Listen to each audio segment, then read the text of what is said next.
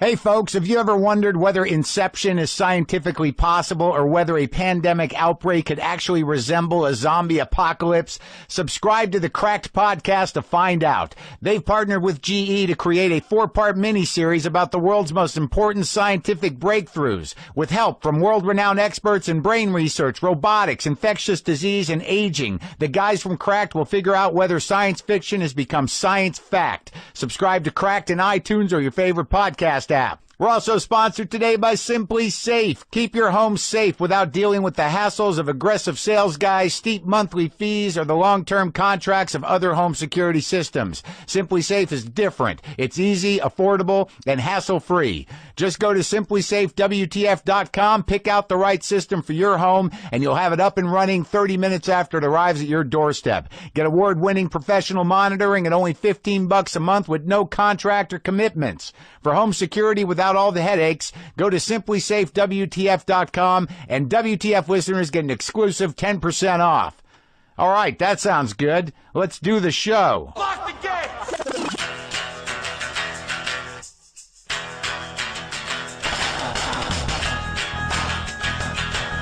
All right, let's do this. How are you, what the fuck buddies, what the fucking ears, what the fucksters, what the fuckleberry fins, what the fuckadelics? I am Marc Maron. This is WTF. Welcome to the show. Thank you for joining us. It's been a rough few days in the world. Horrible carnage, evil fucking people,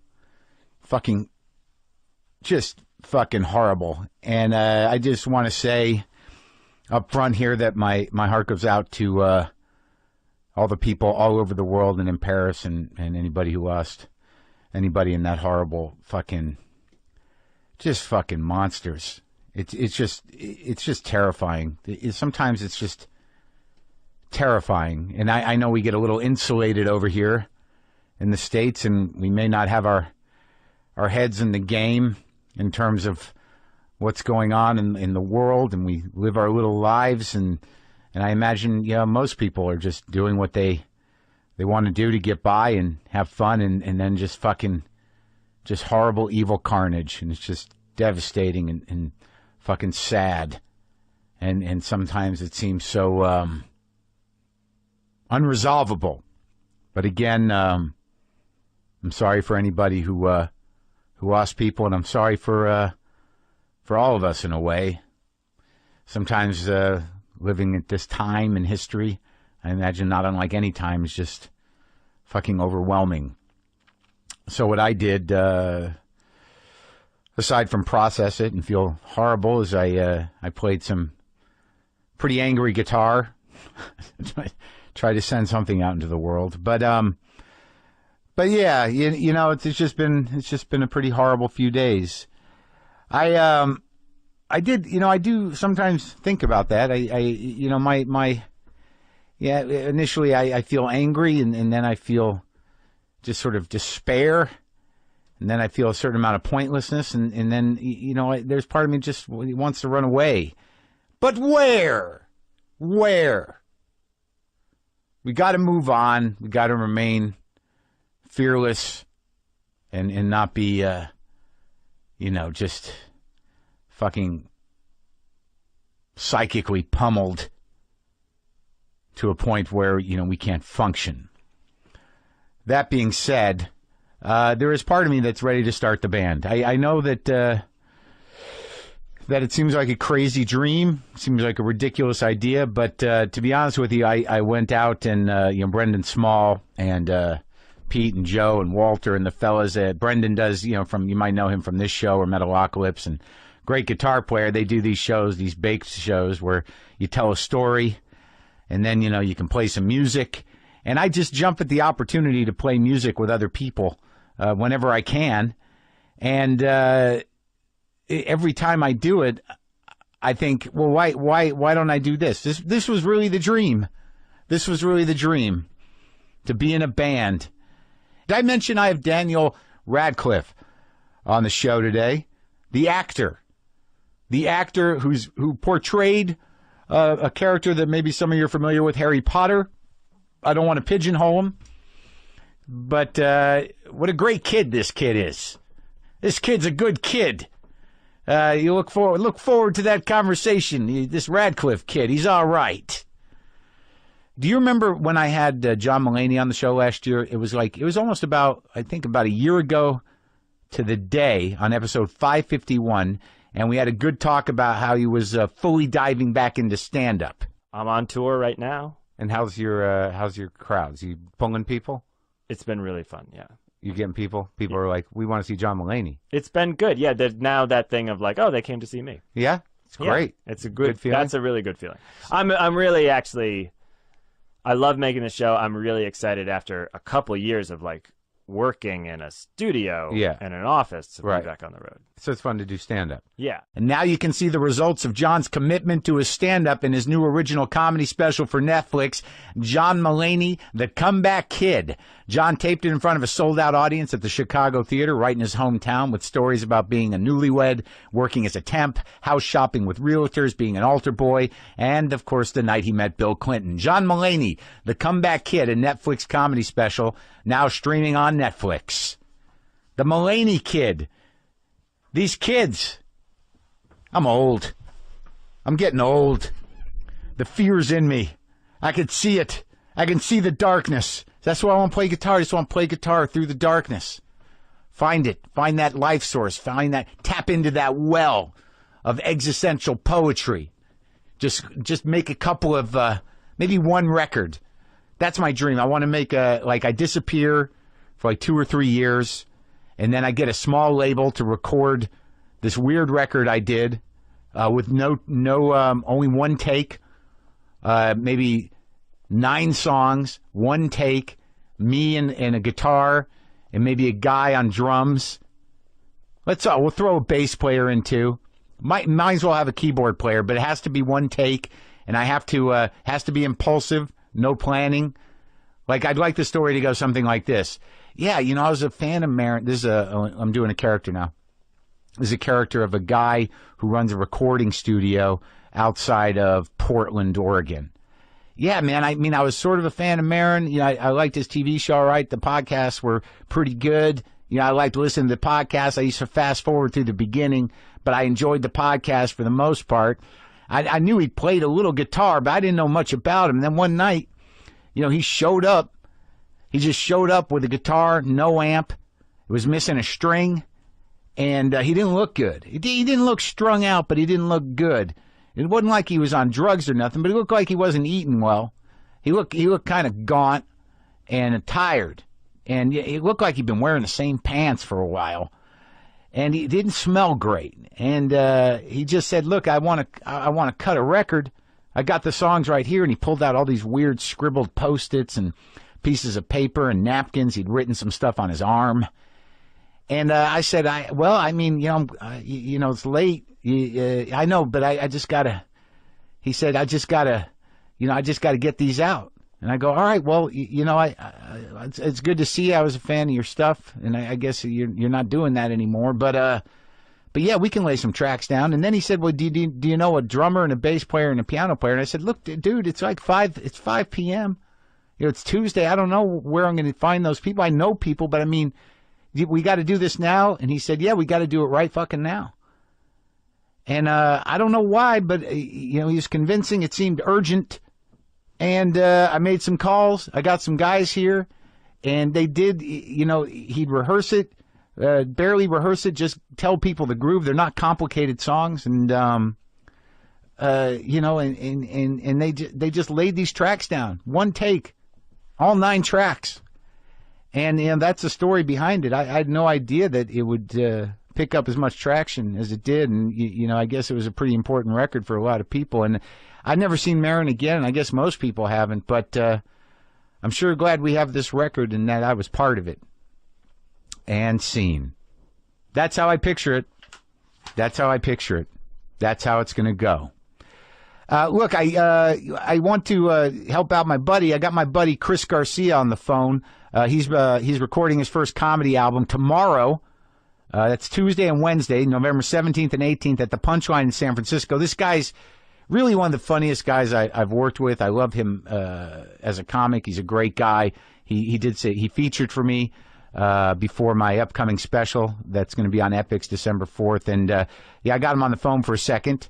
So let's talk to Chris Garcia. Hello? Chris. Hey, what's up, Mark? Where are you? Right now, I'm in San Francisco. How many shows you doing? 2 shows, Tuesday, the November 17th, and then Wednesday, November 18th. And this is your first hour that you're going to make into a record? My first hour. You know, when I was opening for you for your last special in Chicago, I was like, oh, I can do that. So thanks for the inspiration. Yeah, sure, man. I try to make it look like anybody can do it. That was my agenda when I got into comedy, is I just want people to think that it's easy and they can do it. Well, you fooled me. Well, I love your comedy, and I'm glad you're doing it. So what's going on? How's your dad doing? Oh, thanks for asking. He's good. He's pretty stable. You know, it's hard with Alzheimer's. People, you know, they come and they go, and sometimes it's harder or not. But right now, he's hanging in there. So he's pretty mellow. And it's just nice when it's calm for a little while. I think you're one of the few people that does very heartfelt and very sensitive and comforting comedy around having a relative or a parent with Alzheimer's. So I guess, not to be insensitive, but has that well run dry comedically, or where are we at with that? Oh, no, man, there's stuff happening all the time. It's and it's just, I mean, it makes it easier, you know? Yeah. But my mom, this is something that happened that my dad, he started acting like this other woman was my mom. So he started acting as if this other very tiny lady was my mom, and he was just like holding her hand and being sweet to her, and my mom would go to visit, and he'd be like, who the fuck's this lady? And he'd tell my mom to get away. And they were, my parents have been married for 52 years, you know? Oh. And my mom called me up, and she was like, hey, that lady died this week. And I was like, oh, that's too bad. And my mom was like, that's what that bitch gets. Oh, no. I mean, it's sad and it's dark, but it's so real and it's funny. And has your father readjusted to your mother yet? Oh, yeah, he's back. Oh, okay. He's always kind of got the hots for her anyway. Well, that's good, man. And when's the record planning? When are you planning on coming out with it? Not sure. Definitely trying to do early 2016. Yeah. Probably going to go with a vinyl release just an excuse to have my own vinyl record finally. Yeah, man, you're another record guy. How's your vinyl addiction coming along? Pretty good. I've been going into some African stuff recently, which is super cool. Oh, yeah? I just picked up this guy, Chief Commander Ebenezer Obey? No, man. He sounds important. He sounds important. Like this real raw. Yeah. And funky, and he's got like thousands of outlets. Those guys put out a lot of albums, but really good stuff. So what are we trying to do? Get people to your gig? Yeah, that would be awesome. We're trying to get them there either night, Tuesday or Wednesday. That would be awesome. It starts at 8. They can get tickets at punchlinecomedyclub.com, or they can actually call the Punchline box office and avoid paying the fee. But it's better. And part of the proceeds I'm donating to the Alzheimer's Association, so it'll go to a good cause and stuff. Yeah, buy your ticket, do a good thing, see a good comedy show, help Chris. He's going to be a father soon, and and enjoy the show. Awesome. Thanks so much, dude. I appreciate it so much. And when's your special coming out? My special's coming out December 4th on Epix, which a few people get. I'm very happy with it. I did, you saw what I did. You were there. Yeah. I'm excited about it. Did I make the cut? Am I in it? Yeah, you are actually. Whoa. Yeah, there's like in some of that backstage stuff where you come off stage, I think it's where you tell me they're good, they're your people, and then I have a look of pain, and then I readjust my penis. That's awesome. I think that explains our dynamic pretty well. Well, break a leg, buddy, and have a good time. I appreciate it, Mark. Take care. You too. Bye. So, yeah, again, Chris, November 17th and 18th, that's tomorrow and Wednesday at the Punchline in San Francisco, and a portion of the proceeds will benefit the Alzheimer's Association. Chris is actually one of the few dudes that, his father has Alzheimer's, and he handles talking about it with such humanity and humor and love. It's really a treat to go see him. So if you're in the Bay Area, and there's still tickets available, go see Chris tape his special. That's tomorrow the 17th and Wednesday the 18th at the Punchline in San Francisco. He's a great comic. A lot of heart. A lot of laughs, folks. With the holidays almost here, you don't have time to go to the post office, do you? It's going to be packed with everyone mailing holiday gifts and packages. And unlike Harry Potter, you're not a wizard. You can't just wave a magic wand and make the packages mail themselves, but you can do the next best thing with Stamps.com. Avoid all the hassle of going to the post office during the busy holiday season and do everything you would do at the post office right from your desk. Buy and print official U.S. postage using your own computer and printer. Print postage for any letter or package the instant you need it, then the mailman picks it up. It's like magic. Stamps.com is only $15.99 a month, no long-term multi-year commitments, no postage meters to lease, and no markups on postage. I'm not a guitar wizard, I'm not a computer wizard, but I'm definitely a package wizard. Thanks to Stamps.com. So right now, sign up for Stamps.com and use my promo code WTF for this special offer. Start a 4-week trial with a $110 bonus offer, including postage and a digital scale. Don't wait,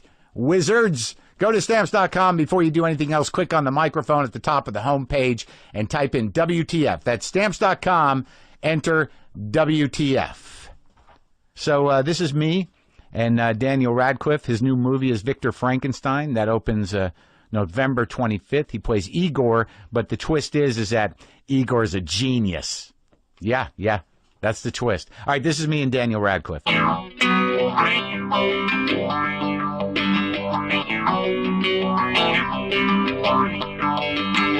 Yesterday I went to... Pull it into your face. Yesterday I went to ESPN, which was fucking awesome, because I've never got to, because I'm the rarity of like an Englishman who really like loves American football and like a lot of other sports. Oh, really? And so I think somebody found out about that, and so they asked me to go out, and Scott, my publicist, was saying that like normally actors are just like, oh, I don't want to go to Bristol, Connecticut, but I was just like, yes, absolutely, that sounds so cool, because I don't watch all the entertainment shows that I have to go on, but I do watch like His and Hers, and like all those shows. So it was like and Highly Questionable, so I got to go on them. So you knew all of them, and you knew their shows. Yeah, and I was able to genuinely go in and be like, hey, I really like you guys. So yeah.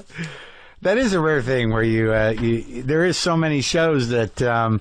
I imagine most of the time you go in and you're like, all right, what are their names? Well, it's weird though, actually, because I'm in kind of an oddly lovely position of like having been interviewed by a lot of these people since I was 10 or 11. So they all know you. Look, you're growing up. Yeah, like I go back to Kelly and Michael, and Kelly Ripa's like, I've known him since he was 11, and she's genuinely like incredibly sweet. So some places there's like it's no like I was thinking about this the other day actually, like if you told 15, 16-year-old me that like one day you'll be able to go on these shows and not just be shitting yourself beforehand and not just be terrified, and you'll actually be able to like go on and be kind of relaxed, right? That would have blown my mind. Really? Yeah. Because now you're an established guy and you're sort of kind of easing out. It must be a relief at some point. I think I would be more nervous to kind of wonder how long will it be before they stop going, Harry Potter is here. I think I sort of did myself a favor by letting go of that worry a long time ago, and just kind of accepting like that's always going to be there. Like it's going to be when I die, that'll be the first line of my obituary. Like that's Harry Potter slash maybe did some other stuff. But they wouldn't even put your name on your obituary. Harry Potter, also, AKA Daniel Radcliffe. I mean, I what did I have? I had somebody. What did they say to me? Because I do sometimes get people saying, like, can you, like, when I sign, very occasionally now, I'll get someone saying, like, when I sign something from them, they say, can you write Harry Potter? And I'm like, no, because that's not my name. Oh, really? No, I don't sign Harry. Are they upset about it? Generally they're okay. And it's so rare that happens. Are they kids? Or they? No, I'm not doing that to kids. Like, if it's a kid, I do my name then, like, in brackets, all right? Because, like, I don't expect them to, they've just started recognizing words. Because then you just like, be a dick. Yeah, exactly. Then you just be being a horrible person to a child. They'll grow up knowing, like, no, I didn't like that. Harry guy Potter. exactly. I think when you have, like, that, when you have that awareness of how much they're going to remember those interactions, like, that's well, I imagine that some of those fans that were your age when you did that are now like your age now. Yeah. So it must be sort of bizarre. I mean, how do they make the transition when they come up to you? Are they supportive? Like when you did Equus, did you have Harry? They were really like, that was what was amazing about that, was people were, you know, I guess the people that disapproved of it just didn't come see it, and I didn't encounter any of them. The people that could not look at you in any other way. Yeah, I mean that's the thing, and I kind of, like, I used to when I went on the View a while ago, and you know that's another show that I've been going on. It's a lot of ladies yelling at you. Yeah, and Barbara Walters was there, and she said, and yeah, I was 23, 24. How old are you now? I'm 26. Yeah. I was doing an interview about Kill Your Darlings where I played Allen Ginsberg, and there was I saw that gay sex scene. And I saw that at Sundance. Oh, cool. Yeah. Thank you. And she said, and she was like, "Hey, we don't want to see you that way. You're a kid." And I was like, "Well, I'm not actually anymore. Like, it's fine if you don't want me to see me that way, but don't tell everyone else that they don't want to." Yeah, the kid, Harry Potter's taking it. Yeah, like, I mean, it's not like it wasn't. Well, you were the age of Ginsberg at that time, I imagine, maybe even a little older. And I was lucky to be able to, like, I was very lucky that people gave me opportunities directly after Potter finished to play like more grown-up stuff and do, because I could have been like getting teen offer type stuff. Right. For ages, well, yeah, you could have been doomed to what happens to child actors. Well, what the perception of what happens to child actors. Well, let's go through it. Let's go through it, and let's lead up to that, and I'll write that down to make sure I get you back to it. But like when you got the role of Harry Potter, I mean, you were like it was. I was 10, 11. Right, but I imagine it was completely under your parents' sort of guidance and control and yeah, well, initially they didn't want me to audition for it. Well, are they in show business? They are. They were, yeah. They were both actors when they were younger, and then like how young? Like I guess they probably stopped when they were in their late 20s before they had me. So they'd given it a go. Yeah, and come out the other side. Was there bitterness there? There was not bitterness because they both like really enjoyed it and had a lot of fun and had found other places in the industry that I think they honestly like enjoyed more. Like my mum became a casting director. I have to point out at this point she never cast me in absolutely anything. Do you have to say that's your personal clause? Yeah, I'd like to add I have to say that because like as soon as there was also a moment on the first Potter film where one of the producers coincidentally his surname is also Radcliffe. Right. And so all the people when I came in for the audition, because I was auditioning I auditioned quite late for Potter in terms of how long the process had been, and so I think they were like, oh wow, now we're really scraping the barrel. We got producers' kids coming in, and it was so. My dad became a literary agent, so my dad was an agent for writers and directors. Like any writers we'd know? Who he used to represent Joe Wright. He used to represent Hetty MacDonald, Jonathan Harvey, lots of British playwrights, Joe Penhall. So you grew up in this world? Bridge. Yeah, I grew up surrounded by I grew up with a knowledge of it, but I went on set once with my mum to a set visit with her for one of her projects. When you were like earlier than 10? Yeah, when I was like maybe 7 or 8. And were you taken with it? Yeah, I mean, there's a photo of me at home with like the clapperboard on, so I clearly had a nice let day. the kid clap this scene out. Yeah, exactly. And there was and it was a film with a lot of kind of teenagers in it. So and they were took me under their wing for the day. And I was like playing football with them and stuff. So it was a lot of fun. And where'd your parents come from? They're both British? My dad's Northern Irish, and my mum's English from Essex. And your mom's Jewish? My mom is Jewish. Yeah, we're not practicing at all. We're like Christmas tree Jews. We're not like religious. But did you have a Jewish grandmother? I do have a Jewish grandmother. I still have a Jewish grandmother. Oh, good for you. Yeah, absolutely. She's wonderful. Oh, cool. I've just seen your presidential stuff. The president sat where you're sitting. That's in that chair. Cool. You like awesome. that? Yeah. But you weren't brought up with any religion in the house? No, not really. And Northern Ireland, so did you spend time up there? I did, yeah. My dad's sister and her husband. And like where? What part? Banbridge, just in County Down, just outside Belfast. It's beautiful, right? It is, yeah. It's Ireland to me is like stunning. No, it is. I mean, actually, like Banbridge is lovely, and obviously I don't want to like immediately talk about another place, but like the west coast of Ireland as well. I spent time there as well, and it is like stunning, and it's one of those coastlines that I think people don't,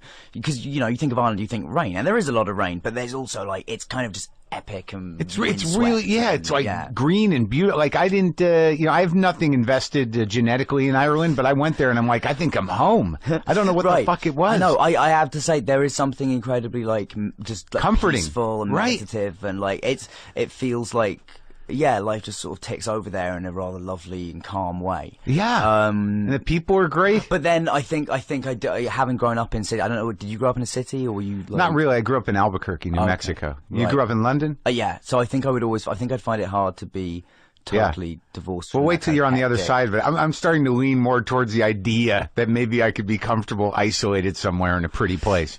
Maybe it's not your agenda right now. That's the thing. Like sometimes I have those moments. Like I definitely like sometimes like, oh yeah, I'm very good at being alone, and like I'm happy. And but yeah, I think I feel cut off. But I'd have to assume, like, fortunately, I don't know if you've shaved your head for a role. I have, yes. Okay. I've not just become very, very right wing. But the film it's about an FBI agent who goes undercover with a bunch of white supremacists. Is that where's that being shot? It was shot actually very close to where those white supremacists were literally arrested yesterday. In the Midwest? In Virginia, just outside Richmond. Really? Yeah. And who's shooting that movie? It was a guy called Daniel Ragussis. It was his first feature film, and he wrote the script as well. And he's the nicest man. It was one of the. I've been like really lucky this year to have just amazing experiences with directors, just like great people. Did you speak with an American accent? I did in that, yes. In fact, I spoke with an American accent in that the whole time, from like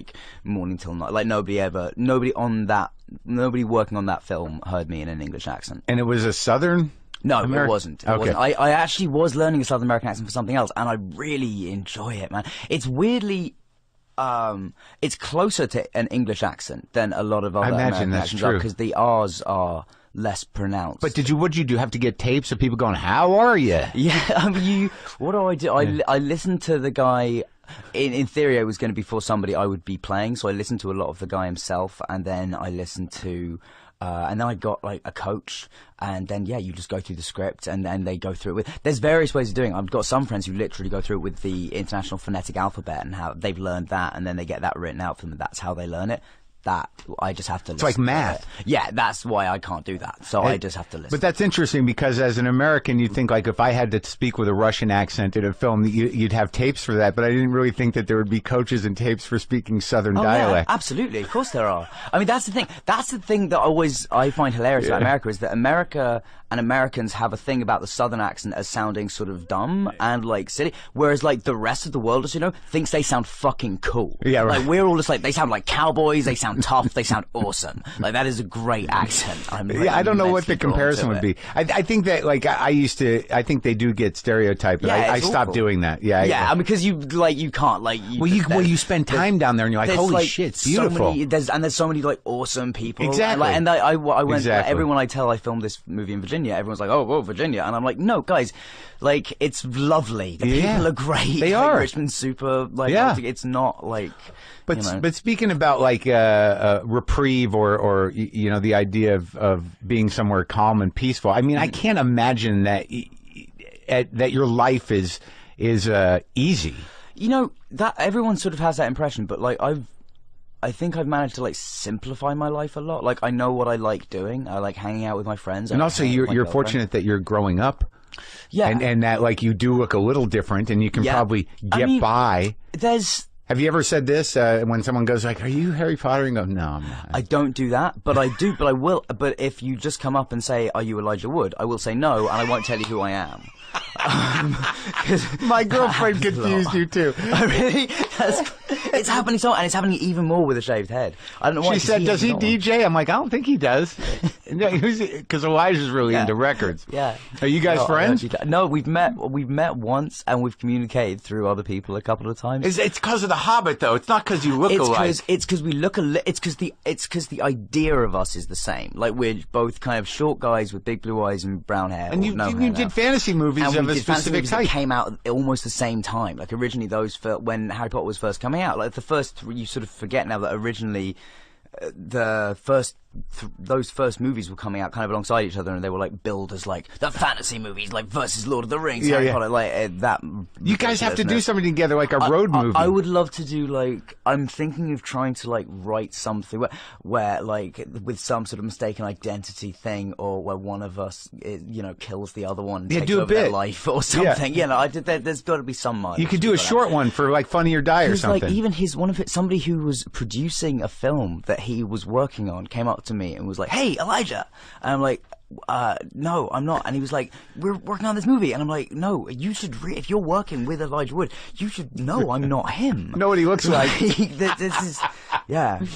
So you hang out with your girlfriend, but you don't. Friends, I mean, I work, and I'm really like lucky in that that's the thing I got lucky in, is that I loved like being on set, and so that's what I love doing. So that could be 6 months a year to a year, full like year. This year I've done 2.5 movies, and because one was the back end of last year as well, and a TV film, so that's probably accounted for like 5-6 months. So right. And that's like great. And the rest of the time I've been like either working on trying to get other stuff going, or just chilling out, or promoting stuff, or like. But it's I know the routine of this world very well now, because I've done it for a long time, and I'm very like comfortable in it, and I sort of don't know what my life is without it, which is a problem in and of itself, possibly to down the line.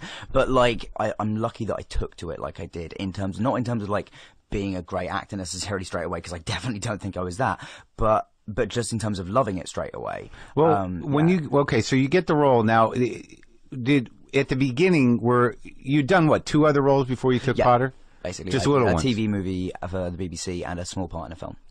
And your parents were into it. They're like, "Oh, this seems to be working out for them." So now they get this huge offer. Were they immediately like, "Yeah, great, go"? No, what it was actually was that because originally the offer was to sign on for all the movies, or at least I think 6 movies. They knew they were going to do 6 at least. Yeah, and then and it was to sign on for all of them.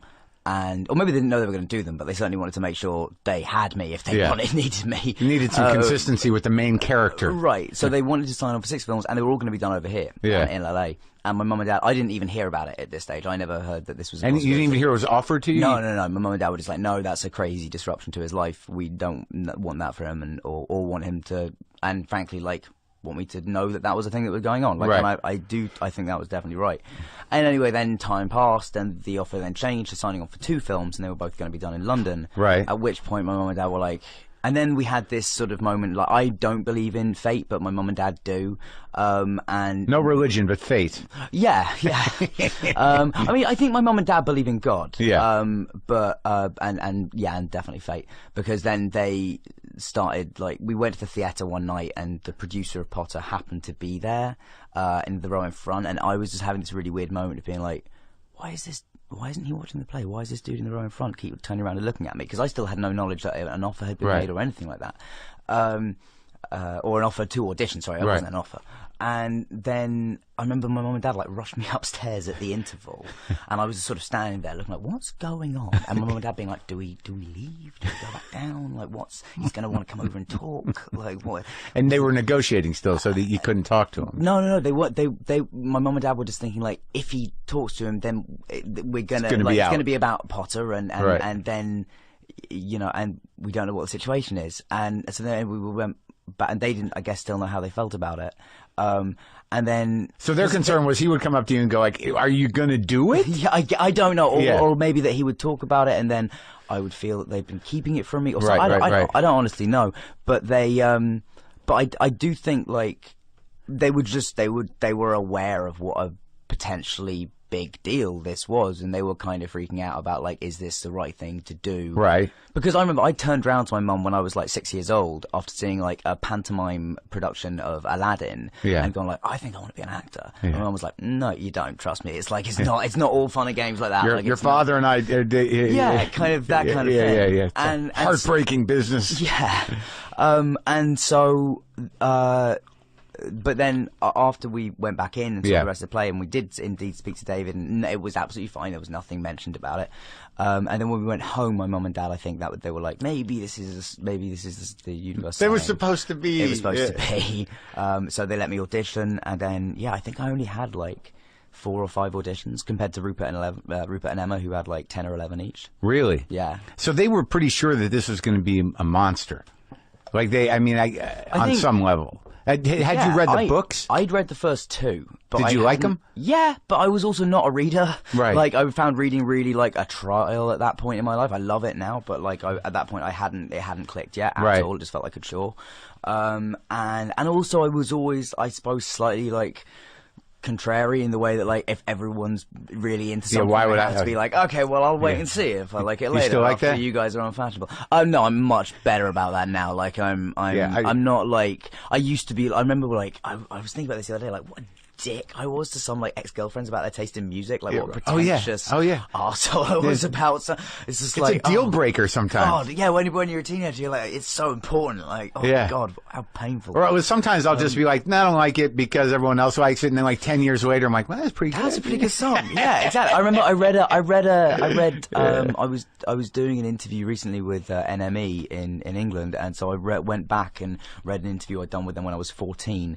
I didn't read very much of it because it was all, and there was one bit in it where they were like, what bands don't you like? And I was like, oh, the White Stripes, man, they're really repetitive. And I was really like, what are you talking about, you idiot? The White Stripes are great. No, I think impulsive, maybe instinctively you might be right, but maybe you didn't quite get it, because there is a repetitive, like if you listen to a few White Stripes albums, you're like, well, they're sort of doing the same thing. But they are, but now like I have such an affection for that music because it was the music of my teenage years, and like I you know, you sort of you rarely love any music as much as you love the music, I think, when you're a teen. I think that's true. Yeah. Unfortunately, when I grew up there, the music available on the mainstream level was, you really had to, find your way through it. Right. Or I would be listening to foreigner records right now. Right. Yeah. That was a tough era. Like, and everything like before it and just after stuff. It was so good. Yeah. It was, you have to work for it a bit more. The good stuff that was not mainstream, I had to find my way back to, because I just didn't have access to a lot of it. And now I'm sort of like, how the fuck did I miss this? Well, it wasn't. You're given what you're given through the outlets you're given. Exactly. You got to know a guy who's going to tell you, like, oh, you don't know who they are? Yeah.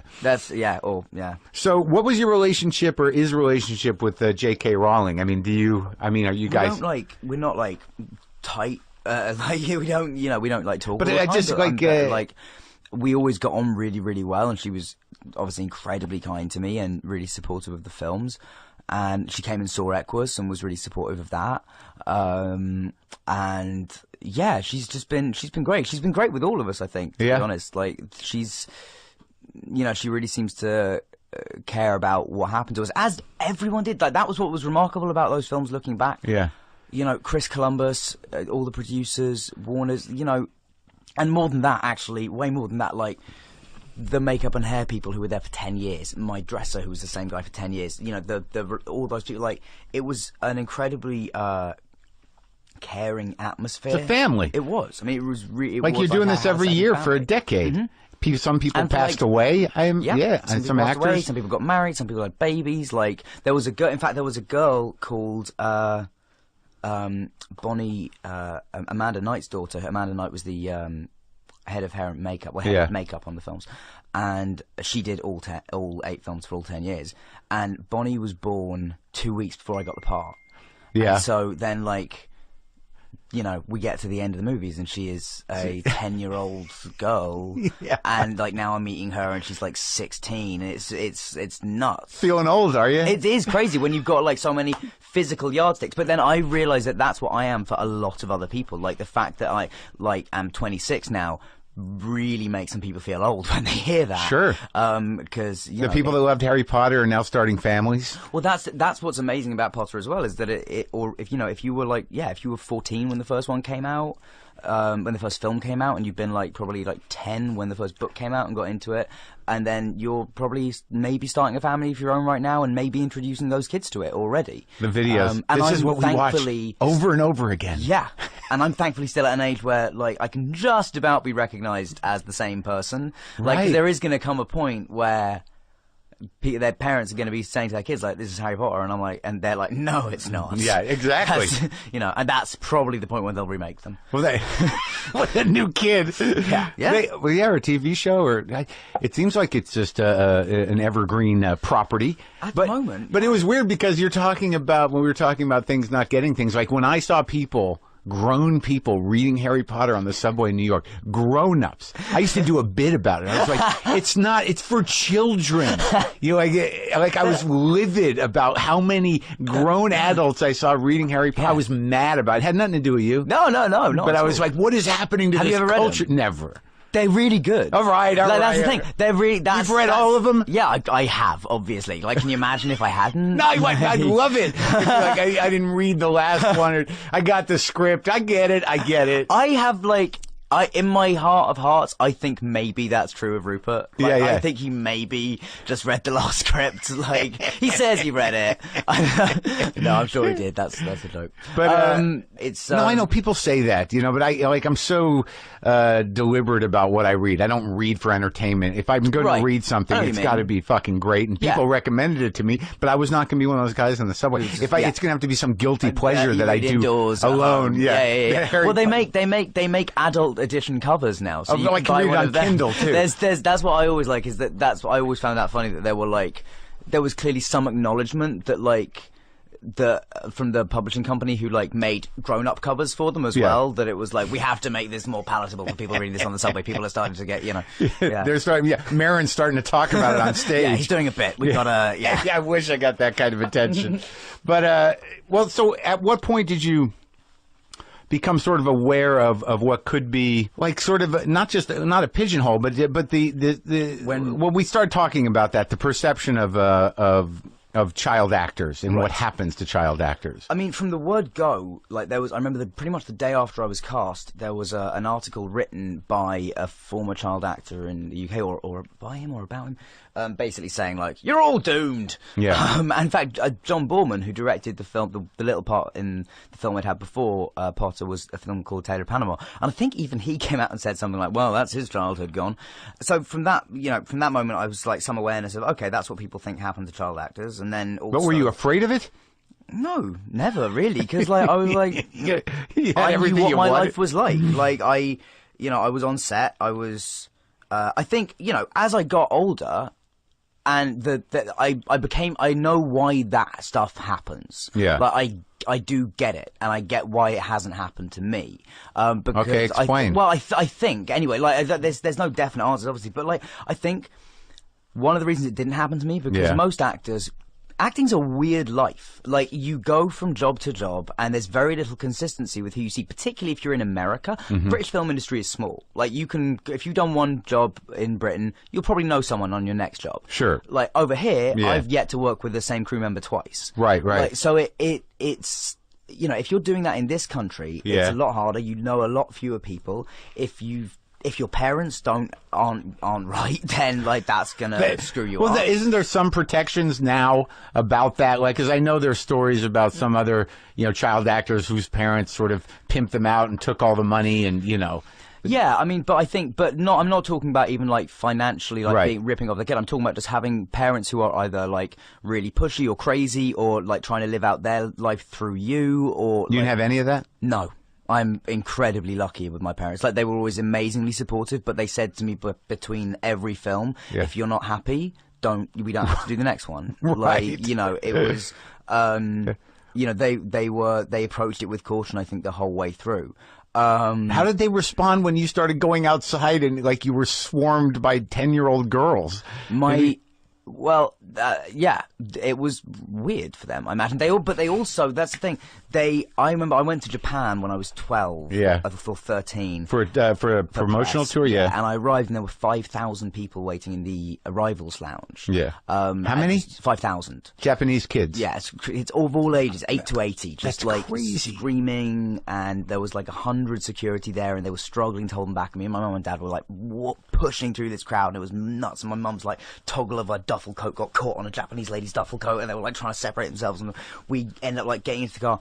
And I remember my mum and dad just no matter, like, maybe they were really freaked out, maybe they were weirded out by it, but they laughed, and they were laughing about it, and they were like, hey, isn't this fucking crazy? They didn't say fucking, but like, isn't this like, and just was laughing about it, and I think they always put it in that kind of perspective of like, this is mad, this is surreal, like, enjoy it for what it is, but don't trust it too much. Was there ever a point where they were scared, or your life was in danger, or there was creepy threats? Or... I mean, like, creepy letters, never really threats, but more just people, like, more people that you end up worrying for them more than us, really. Oh, really? Like, good. Just kind of, you sort of go, you know, but like people genuinely asking you to use your magic powers to help them and whatnot. Yeah, like sometimes a bit of that, but like we also, what was some? I tell you, some of the highlights of stuff I got sent. I did once get sent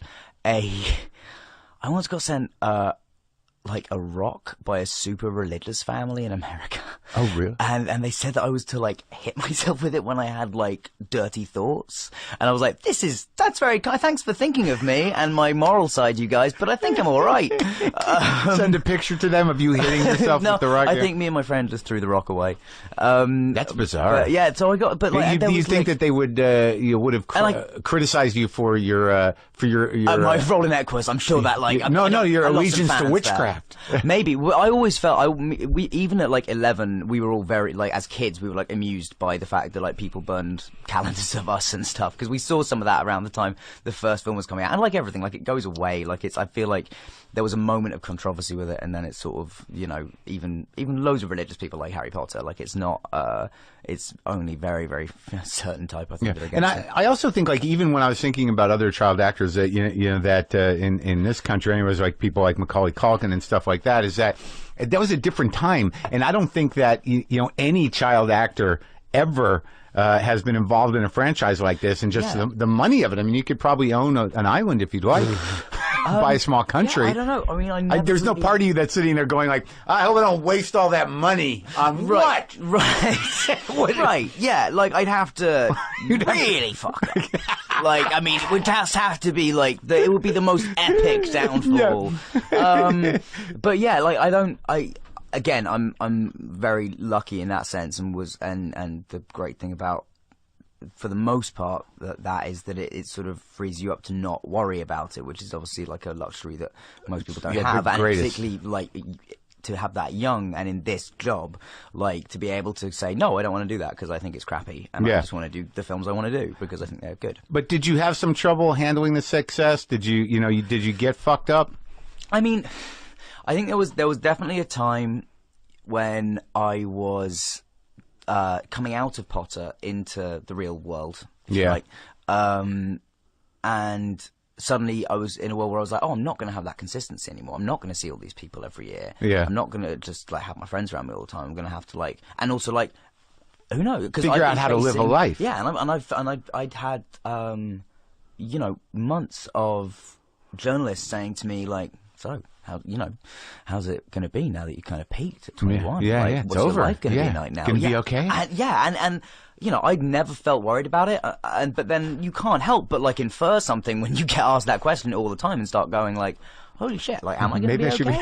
Like, is this? And I do remember, like, I was like completely, I was pretty inconsolable on the last day of Potter. I was just really like worried, and then, you know, I was living alone, and I think I was really freaked out, and I was also at that point like freaked out about losing that element of family in your life, or that consistency. Freaked out about like, I love being on film sets, and like I still kind of live with the fear of just like one day someone's just going to turn up and be like, hey, you're not allowed to do that anymore. Just so you know, that thing you love, you can't do that anymore. No more lights, camera, action for you, kid. You're just at home now doing nothing. Well, what were you doing? Were you getting fucked up? I mean, I drank a lot, and as has been recorded, but that was more about like, that was more to do actually with going out in public and wanting and like a battle in me to be like, no, I can have a totally normal life, man. I'm like, this is fine. Hang out with people, have a few cocktails. Yeah, and I can, and it turns out like, and that's the thing, most people probably can. Yeah. I definitely can't.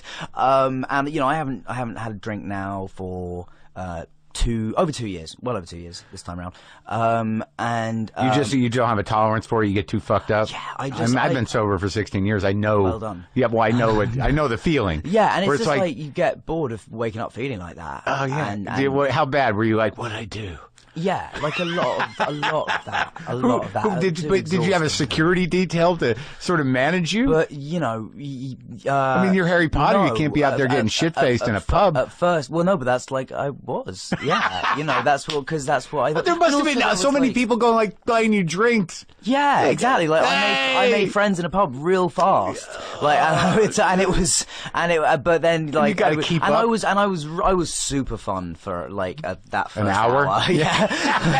and then you get bored of being like the liability, and you get bored of being the one everyone has to look after, and you get bored of hearing stories about yourself. Well, that was interesting to me, like you know, because that was something. Go ahead. And forgive me if I get cagey about this. By the way, I'm more than happy to talk to you about this. I may be slightly cagey in front of your mic, just because I did talk about this in an interview, and it's out there and people know about it, but anytime I give any more information about it, it's like the particularly the British press is just they love it. Like, yeah. Well, the interesting thing this is the story people want to write about me. Right. Is that I did get that child that you have this struggle up and whereas that's like I'm quite happy now. But it's so funny that you know there was a generation of British actors that just wreaked havoc on pubs for years, and it was like the greatest era. I honestly feel like there's a lot of us that feel we have to live up to that in some way. Really, you got to be Burton and O'Toole and Shaw and a lot of like I find it so much easier to not drink in America than I do in England. Yeah, like by a long way. Well, it's definitely a pub culture. I mean, it's like, you know, but even at work as well. Like it's everyone. Like I'm like people in America are like, hey, do you want to go out for coffee? Yeah, like, coffee. Yes, I suppose I do. I suppose that's what I can do now. It's very different. Well, what I was reacting to though, like it took me years to realize about my own drinking experience was that I was that guy too. That like within an hour or so, I'd become the liability. And there was part of my brain that wondered did I want to be that? Did I want to be taken care of or looked after or feel like I had friends? Or like some part of you wants that chaos as well, in that sense of like not knowing. Especially, I think probably for me, like having had always a very structured life and like 90% of the time enjoying that. There's just that like crazy part of you every so often that like wants to just rebel against that and just have some chaos. And there's definitely that line though where when you no longer know the chaos, and it's like it seems like the guys of that generation that could drink that they were having a good time all the way through. Screw them for that. Like screw all of those people and their consequence-free drinking. Like I remember I remember people here, and I still do get very envious. Like I get envious sometimes like when I hear people talk now, and I'm just like, man, how do you do that? Yeah, how are you okay? I always had a line, but I always tell myself as well, they're not really. They're struggling with something. Oh, sure. They don't feel good in the morning. I don't care, how swashbuckling you are. Exactly. You still feel shitty in the morning. But let's talk about craft a little bit, because I imagine going into Potter at 10 that that role evolved fairly, was only relative to aging, and it sort of was natural that the character was the character and you got older in it. Exactly. So there wasn't a lot of deep work that had to be done. No. But did you study acting? I did sort of latterly, really. Yeah, I mean, I got to an age where I was about 16, and before I did Equus, actually, when I was gonna like sort of. You had to kind of prepare for that, right? Exactly. So I knew there'd been like a spate of film actors doing West End theatre at the time, and the criticism that was levelled at them time and again was that they couldn't do it technically and couldn't like project and. Oh right, they couldn't actually be on stage. Yeah, exactly. So I wanted to sort of limit the ammunition people had in that sense, and they weren't stage actors, had no experience at it. Exactly. And I was like, and I knew that like people were going to want to say that about me, like who's this kid coming? Well, they must have been out to get you. I think some were, but also there was a certain amount of okay, like you're doing Equus, like that's among certain people that makes them go like he's not a play you do if you don't want to be an actor. And also you're the right age for it. Yeah, exactly. Like it was perfectly appropriate casting. So were you were aware that I imagine I imagine that you had to sit down with agents and your parents or whoever your advisors were to decide what you were going to do post Harry Potter, and what better way to introduce yourself? Well, that was during Harry Potter though. That was still that was like in the middle.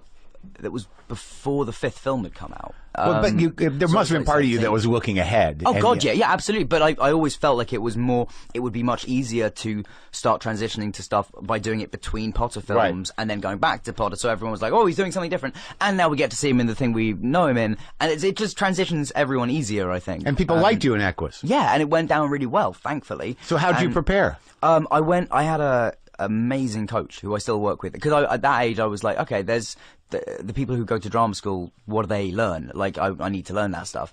That's what you said to the guy? No, I said it to pretty much, actually. Yeah. I said to Barbara Hausman is her name, and she was recommended to me through Kenneth Branagh. So I was like, that's a good, strong recommendation for theatre-based text work. So yeah, I worked with her on literally every role that I've ever done since. Like for that, it was specifically like working on projection and vocal stuff. But since we've just been doing like, she's somebody that I go through scenes with and have like, I trust that I can just like, you know. Well, because I noticed even in the new movie, in the Frankenstein movie, in Victor Frankenstein, that you know, it was interesting because the first few minutes of that film, that blurry part where you're just sort of like, you know, hobbling and the voiceover comes. My first thing was like, is that the monster? Like, cool. Because I thought, like, are they going to humanize the monster? Yeah, cool. Well, that is a sort of the version. One of the things we're doing in the film is like showing Victor as kind of the creator of Igor as well. Like when he meets me, I don't have a name. I'm just living this sort of abject, but like I could life. see that you had done some work around physicality as well. Like I really liked all that stuff. Like it was something I did when I did the musical. I did a musical on Broadway a few years ago, and that was like, I was like, oh, I kind of like using my body and being physical and doing stuff. And so I've had a lot of opportunities to do stuff like that. You know, it's next, don't you? Elephant Man. Bradley Cooper's just done it. It's been too recently revived. I've got to wait at least 10, 15 years to twist up. Yeah, you got to wait a bit. Nah, yeah, I've got to wait a bit for that. I did have like I did the Cripple of Inishmaan and then Frankenstein and the Cripple of Inishmaan again in New York. What is that? So, it's a Martin McDonagh play about a kid who also has in the play. It's not specified sort of what he's living with, but we sort of.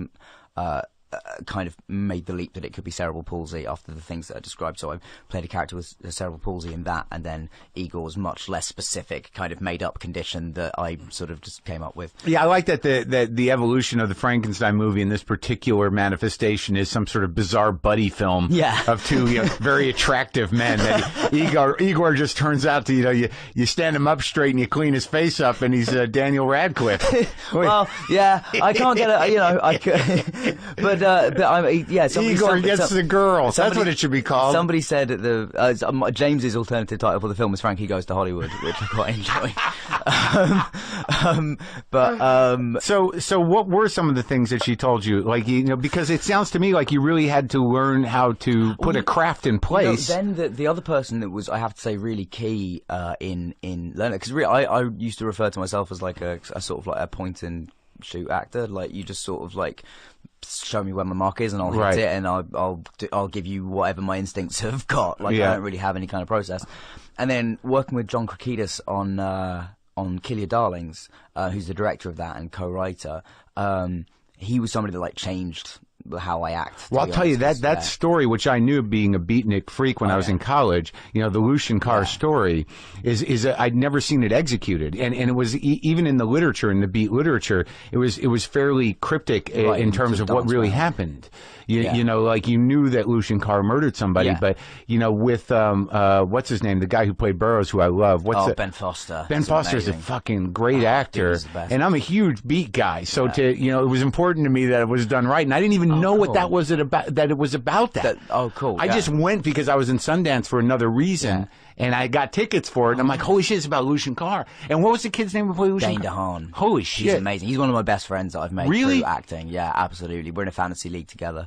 Really? Yeah, he's great. We're my fantasy league that I run. Okay. Yeah, he's football? Football, yeah, American football. American football? Yeah. So you're a bizarre guy with the British and American football thing. Yeah, it's good. I like it. It's going to endear you to millions of grown men. It's great. Who didn't like you as Harry Potter. I know. Now I've gone on ESPN yesterday and like talk about fantasy. I've got like a lot more probably fans in that. Did you already get some feedback for that? Well, I don't have social media, so I don't know. You just detach from that?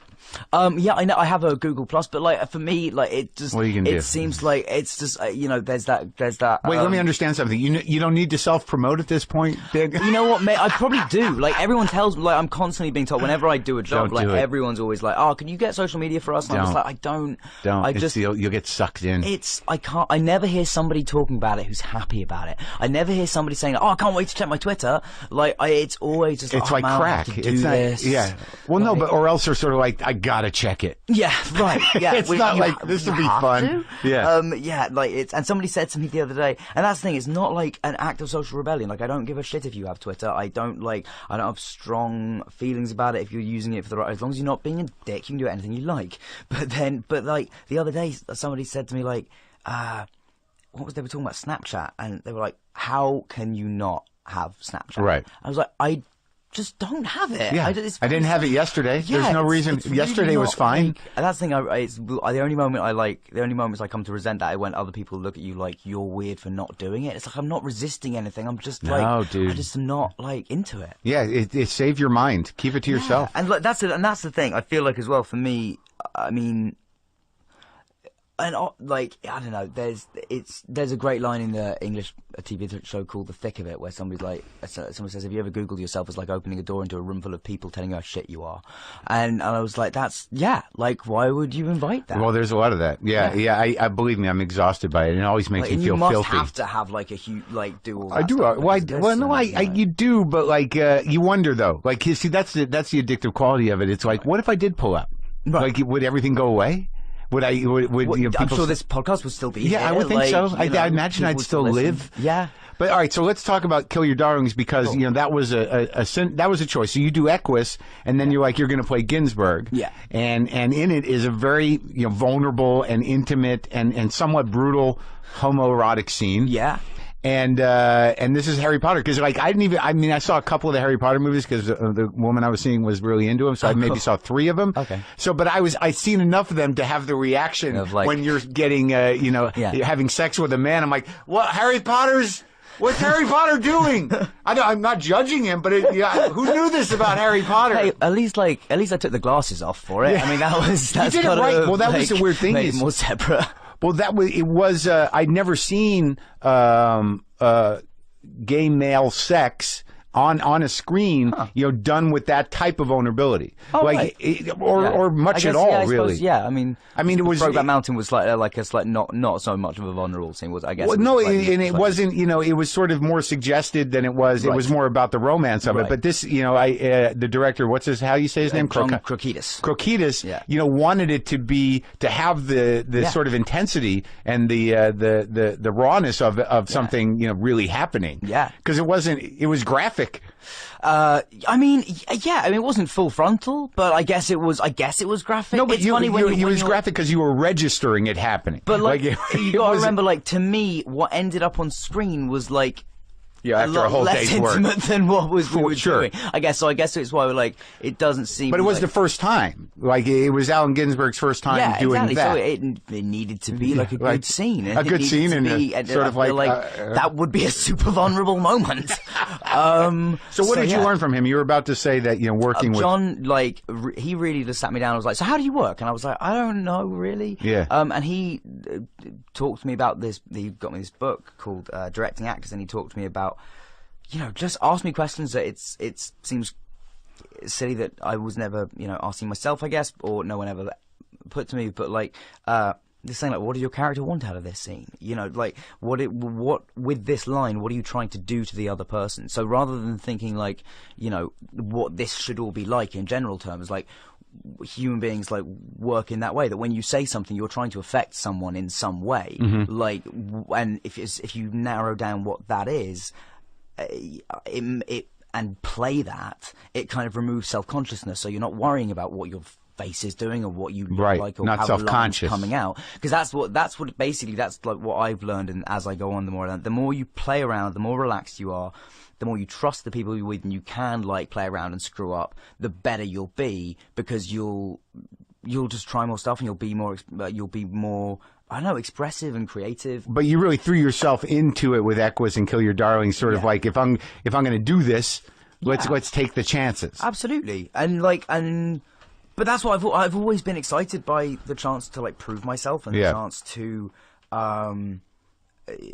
just and work on exciting scripts. Like I've never, and also I was released from the pressure that a lot of my friends have of like, oh, I want to do a franchise, I want to be in like big commercially successful movies. I was released from that very early on. I've done that, like that was, and it was awesome. And now I'm in a position where I can just do the stuff that excites me, and that's when I talked to you earlier about like having simplified my life. Now like I am in a position where I can afford to make most decisions based on the principle of like, will this make me happy? Will I be happy doing this? Will I learn something? Will I learn something? Challenge myself? Exactly. And when I say will it make me happy, like all those things, I'm not saying like will I be able to like chill out and do nothing. Like that's not what makes me happy. Right. What makes me happy is being able to work on stuff that fulfills me. And what about, like, I saw your little bit in Trainwrecked. Oh yeah, and you don't do a lot of comedy.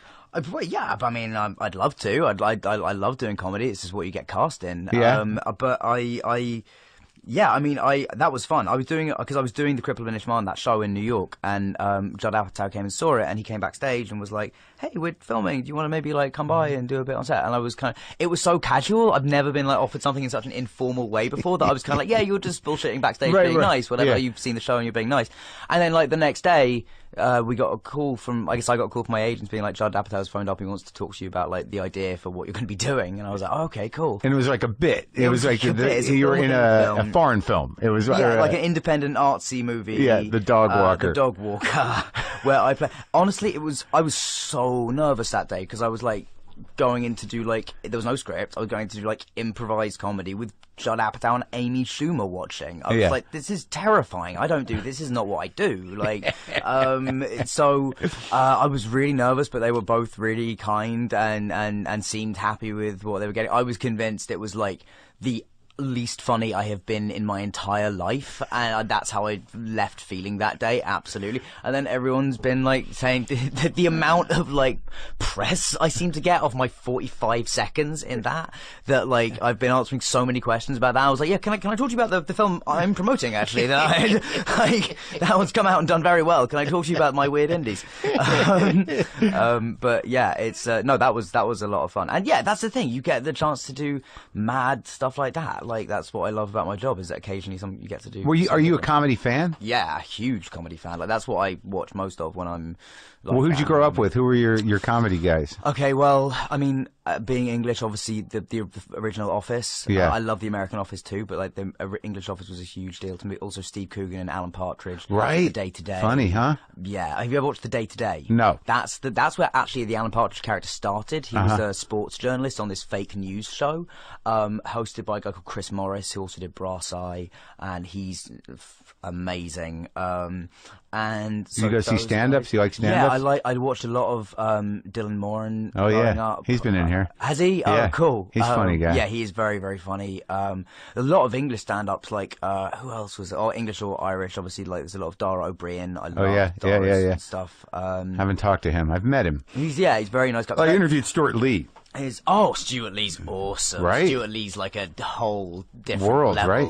of like his comedy is cutting and like amazing. Yeah. And like he's just got like, he's one of those comedians that you watch and go, wow, you are fearless. Yeah. Like you do shit that is so weird. Yeah, and, yeah. Like, repeats jokes that are getting no laughs just so like at the end it will come to something. Like I was just like, that is you are brave. Oh, he'll invest an hour in it. Yeah, absolutely. So yeah, but then what else? And I mean, God, if you came around my house when you were dating me when I was like 17, 18, you would come around, we were like watching some stand up that night. Like, God, I was a big.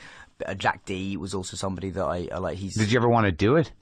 No, not really. I've always had like one of those things where I like the idea of it, but then like you have to be funny like every like 9 out of 10 times. On purpose. You know? You have to be and funny on purpose. Yeah. And it's one of those things that everyone says, when I hear people say that to other people, they're like, "Oh, you're so funny. You should do stand up." I'm always like, "You probably shouldn't." Actually. Yeah, you're right. Yeah. Like he probably couldn't write a set. Right, like, or it just choked. I don't think people know what goes into it really. I've amazing respect for my girlfriend. Used to just do open mic stuff sometimes. I was like, really? That is brave. Is she American? She's American. Yeah, she's from Michigan. Is she an actress? She is. Yeah, we met on Kill Your Darlings actually. Oh, really? Yeah. She's the girl that I met in the library. Oh, okay. Remember that scene? So you've been with her a while? Yeah. Like about 3 years. Huh. Yeah. So what's happening with that? It's going really well. Okay. Yeah, no, it's really good. She's awesome. She co-runs my fantasy league with me. It's all about football. Yeah. But no, she's like, she's wonderful. Do you want to start a family or anything? Not yet. But you think, do you have it in your head to do that? One day, definitely. I'd love to be a dad. Definitely. Yeah, absolutely. Just, I don't know why. You know why? No, I do know why. Because a lot of my friends growing up were older than me, and I see them go through the process of having kids. And like, I saw one of my best friends, like the day that his son was, like, he knew his girlfriend at the time was pregnant, literally said the words, "My life is over." Like, my life in is a sad way? Yeah, in like an awful way. And then I've seen him go from that to the happiest man on earth with 3 children. I know. Like, yeah. And it's just like, wow, like having that kind of, maybe it's sort of totally selfish and the wrong reason to want kids, but I'm like, just something that makes you that focused on something that's not you. There's always like a sure. to me. No, I don't have any, and I'm a rare thing to be my age and not have any. But all the dudes that I knew that you never thought would have kids or resistant to it, as soon as they have them, they're like, oh my god. Yeah, it's good. I mean, I've got some guys in they just turn into softies, and there's something very sweet about it. Sure, but yeah, and then after about 3 years of the kid being alive, they're exhausted. They're not functioning. I mean, I also know people like that who you're like, oh man, you sound you can be all right. Like, you can be okay, dude. Like, and that's the worst ones when people are like making jokes and they're just like, yeah, no, it's fine, it's great, but like I want to talk myself sometimes, but no, it's fine. It's like, oh god, are you joking about that? I hope you are. Yeah, I wrote a whole bit about that, talking to those guys who you don't know if they're talking to you or trying to convince themselves that they're okay. Yeah, and it's like, do I wade in here? Do you want me to say stuff? Or do you just need a board to keep talking? That's fine. So how do you feel so you live in Manhattan? I live between London and New York. And how do you feel when you come out here? I mean, what? It's weird. I've spent so little time in LA. I filmed something just outside LA recently for the first time in my life, and it's definitely a. So you've managed to avoid the culture of show business in a way. Until I was 21, I think I'd spent probably 4 weeks here in my entire life. That's amazing. So like, and I do find it. And people like are wowed by that, which is great. I can't really say it anymore, but for a while there, it was absolutely true. And yeah, I think I find it strange when I'm here. I'm not one of the people that are like, oh, LA is terrible. Like, but it's a different thing. You feel different here. Well, it's fascinating. You can't help but feel like, even me, I've done well, like I'm doing well, I'm working. You just feel like the competition here. Well, yeah, sense of that. And also like there's a whole culture of show business where a lot of celebrities know each other and there's different rings. Well, I can feel that. Yeah, that there's a burden to it. There's a cynicism that comes with it, and a weird sort of insulated kind of like life and comfort that comes with it. Yeah, you really live a different life when you're inside the business. And everyone here. like assumes Like I remember I sat down with a director here, and he was like, he directed videos for like some really big name pop stars and stuff, and he was like, you must know Jay-Z and Beyonce, and I was like, I don't at all. Like, I've no connection to them. Like, we film movies in Watford. Like, there was never that we. Well, the assumption is you're one of the biggest box office stars that's lived. So, like, how can you not have spent time with Jay-Z and Beyonce? Right. Never been up to the house? I know. Yeah, crazy.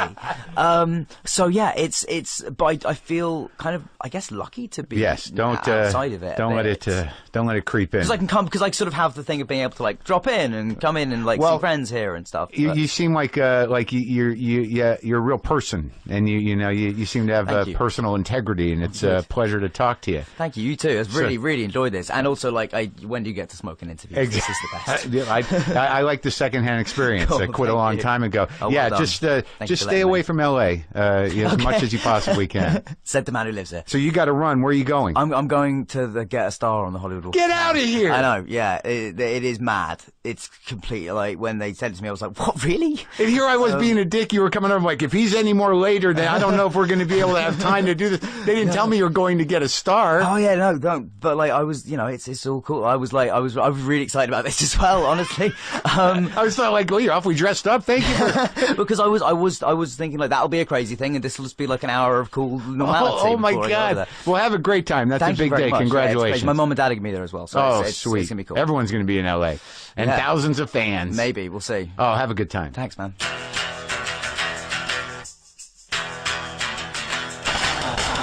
That guy is a solid kid. Solid kid. I think he's going to be all right. I think he's got it all figured out, but I think he loves doing what he's doing. He can choose what he wants to do, and he's good at it. And I wish him nothing but the best with his star on Hollywood Boulevard and his mountains of Harry Potter money.